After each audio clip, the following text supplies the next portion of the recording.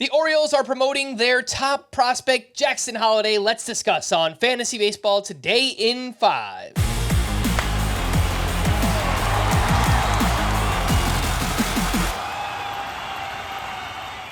Welcome into FBT in 5 on Wednesday, April 10th. Happy holidays. I am Frank Samfeld, joined by Chris Towers.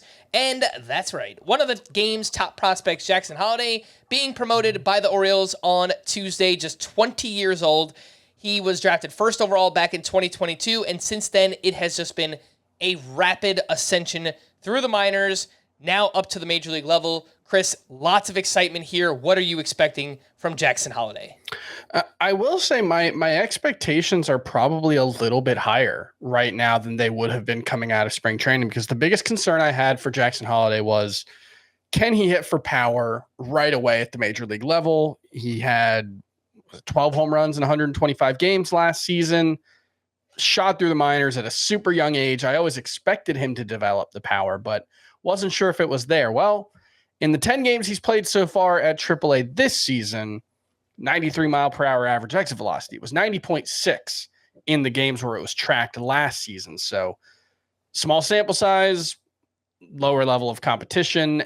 Everybody on the Norfolk Tides is putting up Barry Bonds circa 2004 numbers right now. So take it with a grain of salt, but I do think there might be more actionable game power with Jackson Holliday than I expected. And if he hits 15 homers, might steal 20 to 25 bases, should be a good source of batting average. I think you're definitely starting him in all formats moving forward. He's going to have second base and shortstop eligibility after this week. It's a 20-year-old top prospect with massive pedigree. Those guys tend to figure it out. So I'm not saying he's a guaranteed superstar right away, but expectations should be very, very high. Yes, they should. And Jackson Holliday is only shortstop eligible to start on CBS, but hopefully will gain second base eligibility.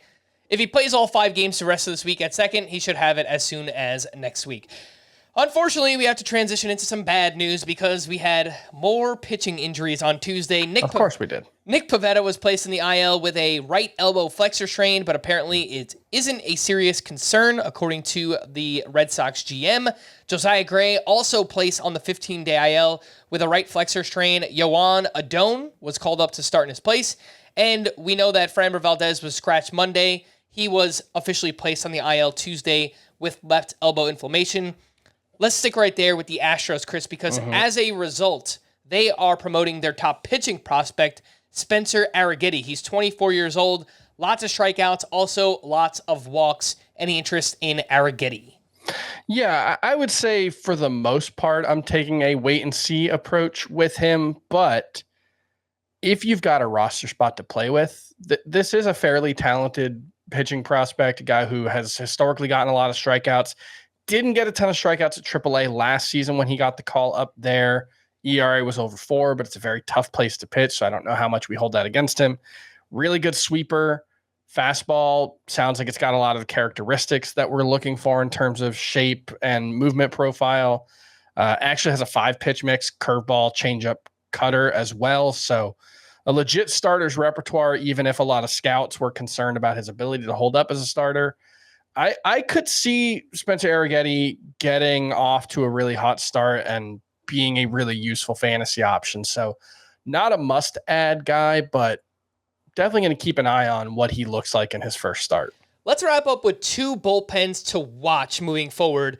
The Pirates and the Rangers. David Bednar does not look right at the moment. He got the 9th inning on Tuesday with a 2-run lead. He gave up 4 earned runs. He took his 3rd blown save and first loss. Missed all of spring training due to a lat injury. My guess is he's just rusty right now. The command is way off. And then with the Rangers, Jose Leclerc, he got the 9th inning with a 1-run lead. He gave up a 2-run homer. He took his first blown save and second loss. A 14.4 ERA through his first 5 appearances. Chris, any thoughts on the Pirates and Rangers bullpens? I have fewer thoughts on the Pirates just because I do think, one, Bednar has proven enough and has enough job security that I think they'll give him some leash, knowing that he was coming back from the injury and probably isn't, at full peak performance, but the velocity has been fine, so I'm not too concerned there. The Rangers, the thing with Jose Leclerc is they never gave him the vote of confidence as the official closer. When they were asked, when manager was asked about it in spring, they never really said, yeah, that's our guy for sure. We know David Bednar is the Pirates guy. Leclerc, he's the guy, but I don't know how long that's going to remain the case. David Robertson has pitched pretty well. So, and Kirby Yates has as well. That was the other name I was trying to think of. So Leclerc, not a lot of strikeouts, a lot of walks in the early going. I think there's definitely a chance that over the next few outings, they give Robertson or Yates an opportunity. I wouldn't necessarily say speculate on either of those guys right now, but I definitely wouldn't be surprised if Leclerc did not get the next opportunity, at least. For more extensive fantasy baseball coverage, listen to the Fantasy Baseball Today podcast on Spotify, Apple Podcasts, the Audacy app, or anywhere else podcasts are found. Thanks for listening to Fantasy Baseball Today in 5, and we will be back again tomorrow. Bye-bye.